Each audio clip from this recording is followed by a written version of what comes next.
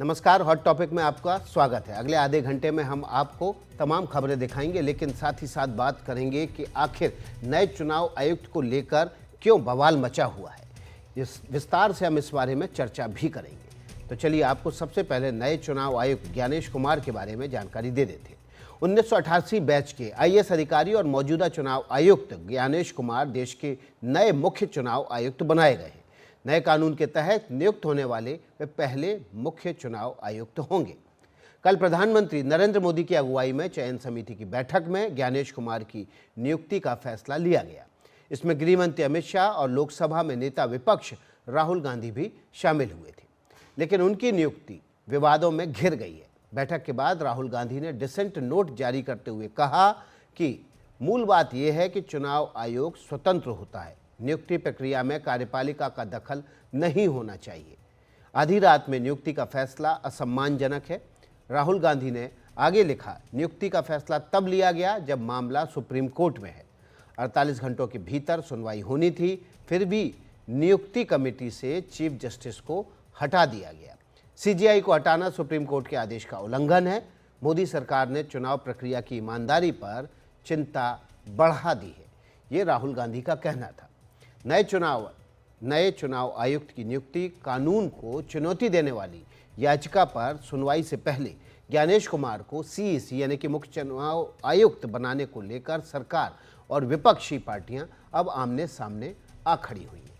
तो हमने आपको बताया कि निर्वाचन आयोग अब इस मसले पर विवाद छिड़ गया है। उसको निष्पक्ष होना पड़ता है और नियुक्ति में ही पारदर्शी नहीं है, शंका होती है। सुप्रीम कोर्ट ने खुद ही कहा था कि इसमें एक सत्ता पक्ष से, एक विपक्ष से और एक सुप्रीम कोर्ट का चीफ जस्टिस, लेकिन उसको कानून बना के बदल दिया गया और सुप्रीम कोर्ट में मामला अभी भी लंबित है। ऐसे में आनन फानन नियुक्ति करना, और राहुल जी ने पहले ही लोकसभा में कहा कि 2-1 से फैसला होगा, तो क्या होगा वो सबको पता है। जब मैच होता है तो दो टीमों के बीच में मैच होता है, उसमें अंपायर भी होते हैं, दर्शक भी होते हैं, खिलाड़ी भी होते हैं और ख़ास तौर पे चीयर लीडर्स होती हैं आजकल। तो अब चुनाव आयोग का जो है वो बीजेपी के चीयर लीडर हो गए, दर्शक भी नहीं बन गए। अंपायर तो दूर की बात है, चुनाव आयोग जो है बीजेपी का चीयर लीडर के तरह काम कर रहा है और ये लोकतंत्र के लिए, संविधान के लिए चुनाव आयोग कैंसर बनता जा रहा है। जो एक प्रोसीजर तय किया हुआ है, उस प्रोसीजर के हिसाब से ही वो सब किया गया है, जिसके अंदर प्रधानमंत्री जी थे, हमारे लॉ मिनिस्टर थे और सब नेता प्रतिपक्ष राहुल गांधी थे। तीनों की मीटिंग के अंदर तय हुआ है और जो मीटिंग का जो तय हुआ रिजल्ट है उसको बाहर बताया गया। उसी नाते से नए सीईसी आखिर पहले रिटायर हुए हैं, सीईसी तो नया कोई ना कोई बनना ही है, तो जो इंटर्न जो भी सीनियर मोस्ट हैं उनको सीईसी बनाया गया।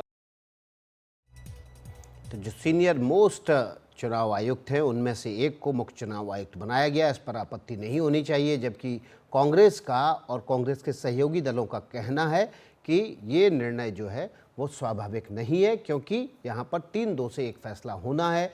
अगर 2-1 से फैसला होना है 3 लोगों में से, तो फैसला किसके पक्ष में जाएगा ये तो तय है। हमारे साथ इस मसले पर बातचीत करने के लिए आरपी सिंह, बीजेपी के प्रवक्ता, और अर्शदीप सिंह खडियाल, प्रवक्ता कांग्रेस के, हमारे साथ जुड़ गए हैं। सबसे पहले खडियाल साहब का रुख कर लेते हैं।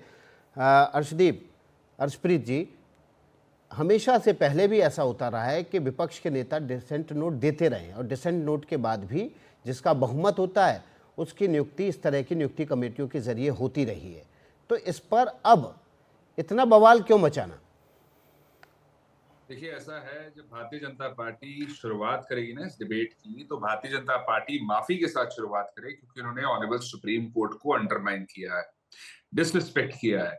अब भारतीय जनता पार्टी पहले तो ये बताए, जब मैटर सब जुडिस है, सब जुडिस मैटर पे बोला नहीं जाता, आप फैसला सुना रहे हैं, और ये पहली बार नहीं दूसरी बार कर रहे हैं इसी मैटर में। पहले जब ऑनरेबल सुप्रीम कोर्ट ने कहा था, एक कॉन्स्टिट्यूशन बेंच ने, कि सीजेआई साहब सिलेक्शन कमेटी का हिस्सा होंगे, तो भारतीय जनता पार्टी ने क्यों उनको कानून बना के बाईपास कर दिया, सुप्रीम कोर्ट के ऑर्डर को अंडरमाइन कर दिया? क्यों भारतीय जनता पार्टी को इतना डर सता रहा है? पहले तो ये सवाल है। दूसरा सवाल ये है कि इतनी जल्दबाजी क्यों? जब मैटर सब जुडिस है, फैसला आने वाला है और मतलब कि कुछ घंटों की बात है, उसके बावजूद भारतीय जनता पार्टी ने फैसला ले लिया। और तीसरी बात यह है कि भारतीय जनता पार्टी इंतजार क्यों नहीं करना चाहती, क्योंकि पहले जब ऑनरेबल सुप्रीम कोर्ट का ऑर्डर आया था तो भारतीय जनता पार्टी ने उसको बाईपास किया। अब भारतीय जनता पार्टी ये बताए आप बैलेंस क्यों नहीं होने देना चाहती, क्योंकि तब सुप्रीम कोर्ट ने कहा था कि एग्जीक्यूटिव के पास सारी पावर नहीं होनी चाहिए और एक जुडिशरी के मेंबर हो जाते सीजे साहब, ऑपोजिशन के मेंबर हो जाते, सरकार के तो बैलेंस्ड कमेटी होती, कॉम्प्रिहेंसिव कमेटी होती, उसकी ट्रांसपेरेंसी भी होती, अकाउंटेबिलिटी भी होती, जिम्मेवारी भी होती, रिस्पॉन्सिबिलिटी भी होती। लेकिन भारतीय जनता पार्टी चाहती है कि मेजोरिटी इनकी रहे, सरकार देखिए मोदी साहब, प्रधानमंत्री साहब, अमित शाह साहब, होम मिनिस्टर साहब और एलओपी 2:1 रेशो है। तो अगर भारतीय जनता पार्टी ने कोई फैसला कर लिया है, कुछ सोच लिया है, तो भारतीय जनता पार्टी जो चाहेगी वैसा ही होगा, क्योंकि 2:1 रेशो है। और दूसरी चीज जो सर्च कमेटी है वो 5 नाम रेकमेंड कर सकती है। जो बीजेपी ने कानून बनाया है ना, उस कानून के हिसाब से इनको वो जो 5 नाम रेकमेंड किए गए हैं वहां तक कन्फाइंड रहने की जरूरत नहीं है, उसके बाहर भी कोई नाम सजेस्ट किया जा सकता है। अरे भारतीय जनता पार्टी इतना तानाशाह रवैया अपना रही है, क्यों भारतीय जनता पार्टी नहीं चाहती कि एक प्रॉपर प्रोसीजर हो, प्रॉपर सिस्टम हो, प्रॉपर गाइडलाइंस हो। मतलब कि आप देखिए, एक तो भारतीय जनता पार्टी ने ऑनरेबल कॉन्स्टिट्यूशन बेंच का अपमान किया, उनके ऑर्डर को अंडरमाइन किया। ठीक है अर्शदीप, दूसरी आपके बात तमाम सवालों का जवाब ले लेते हैं। आरपी सिंह जी, इतनी जल्दी क्या थी? कोर्ट का फैसला आ जाने देते, जो फैसला होता उसके मुताबिक नियुक्ति हो जाती। जो अभी इलेक्शन कमीशन थे उनका टर्म कब पूरा हुआ?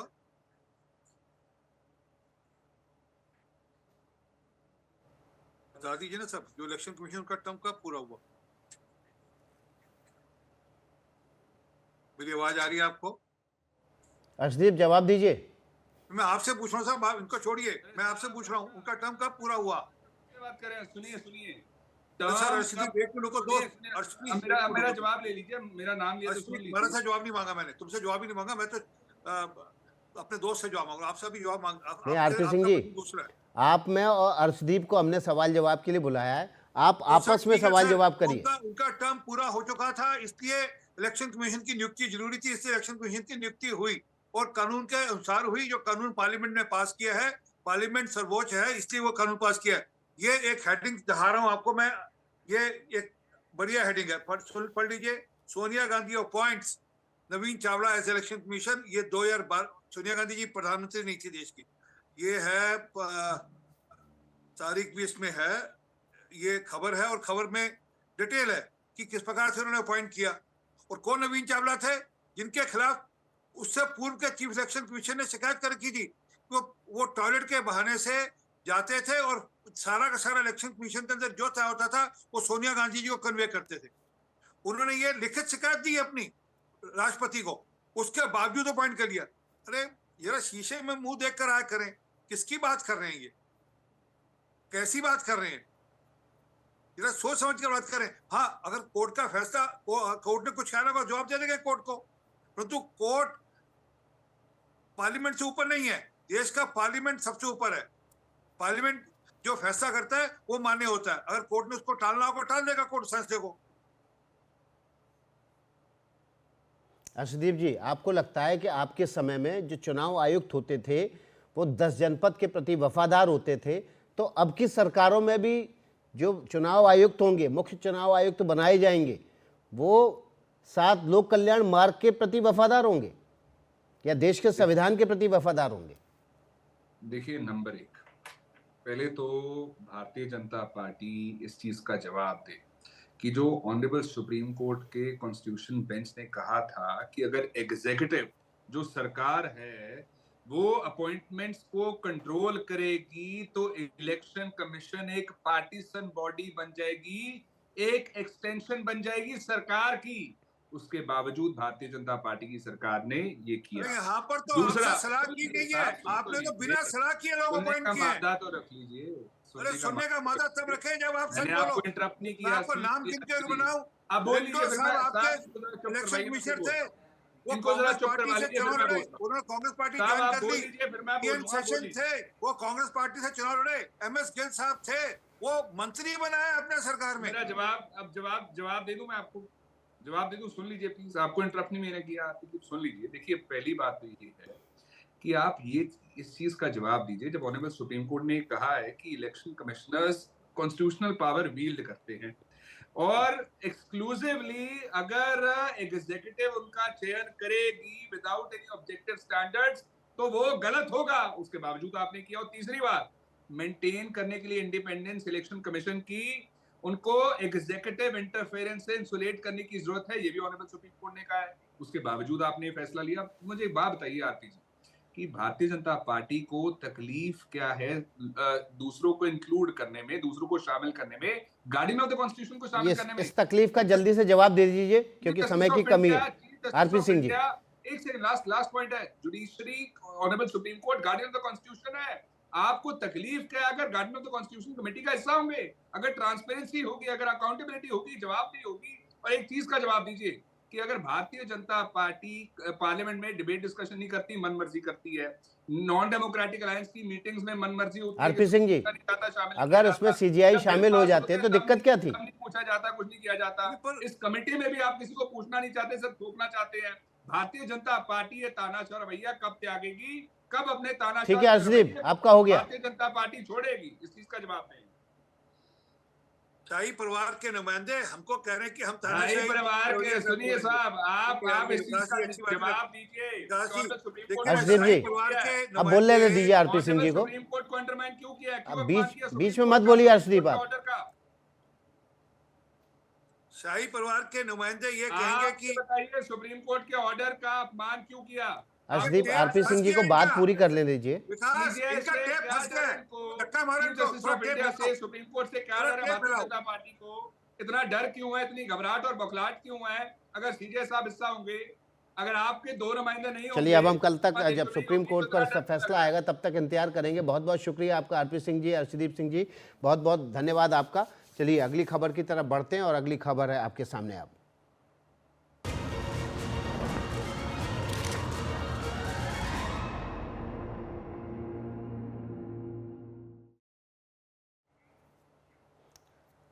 तो कौन बनेगा दिल्ली का अगला मुख्यमंत्री, इस सवाल का जवाब कल मिलने की संभावना है। कल दिल्ली में बीजेपी विधायक दल की बैठक होने जा रही है, उसमें मुख्यमंत्री को लेकर जारी सस्पेंस खत्म हो जाएगा। मुख्यमंत्री पद को लेकर कई दावेदारों के नाम सामने आए हैं। कौन कौन से नाम हैं ये हम आपके सामने रख देते हैं।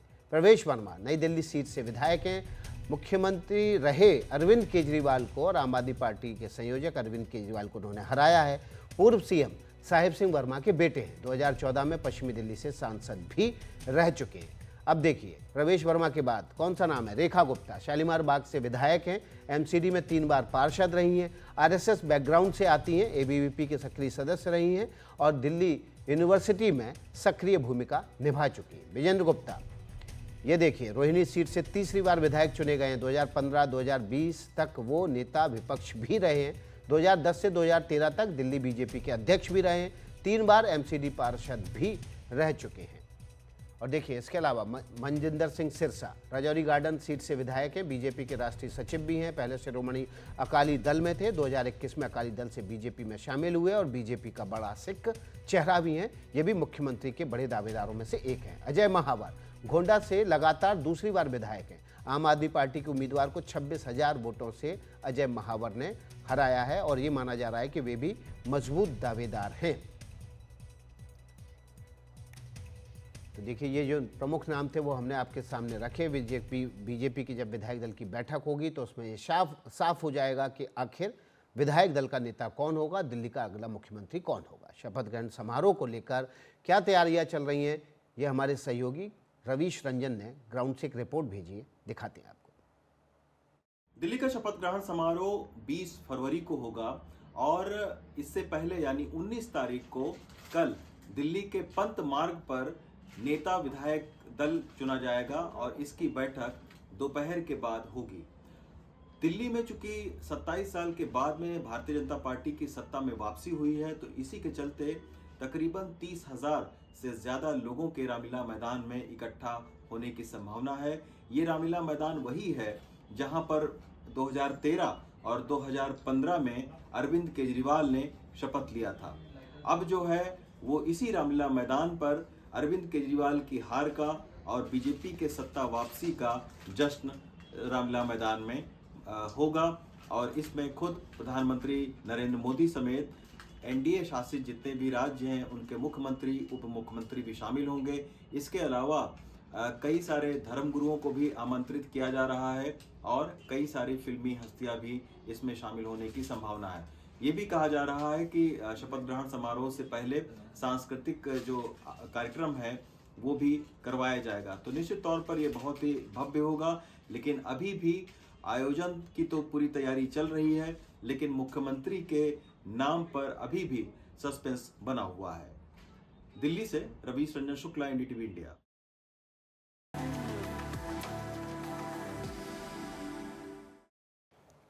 हॉट टॉपिक में आपका स्वागत है। बात कर लेते हैं पश्चिम बंगाल की मुख्यमंत्री ममता बनर्जी के महाकुंभ पर दिए गए बयान को। महाकुंभ के आयोजन को लेकर ममता बनर्जी ने बीजेपी पर हमला किया है। ममता बनर्जी ने कहा है कि महाकुंभ मृत्यु कुंभ में बदल गया है। बंगाल विधानसभा में ये बात ममता बनर्जी ने बोली है। सुनवाते हैं आपको क्या कुछ कहा है।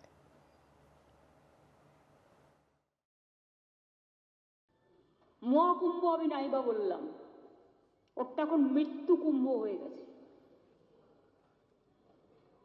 মৃত্যু কূপের মতো আমি মহাকুম্ভকে সম্মান করি, আমি শ্রদ্ধা জানাই, পবিত্র গঙ্গা মাকে আমি সম্মান করি।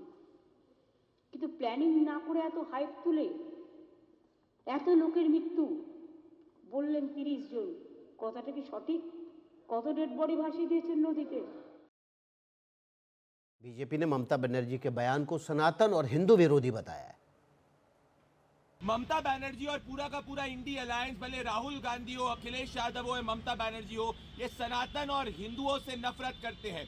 ममता बनर्जी ने महाकुंभ को मृत्यु कुंभ कहकर ये स्पष्ट कर दिया कि उनके रग रग में हिंदुओं के प्रति और सनातन के प्रति नफरत है। मेरे साथ इतना ही, कल फिर मुलाकात होगी। नमस्कार।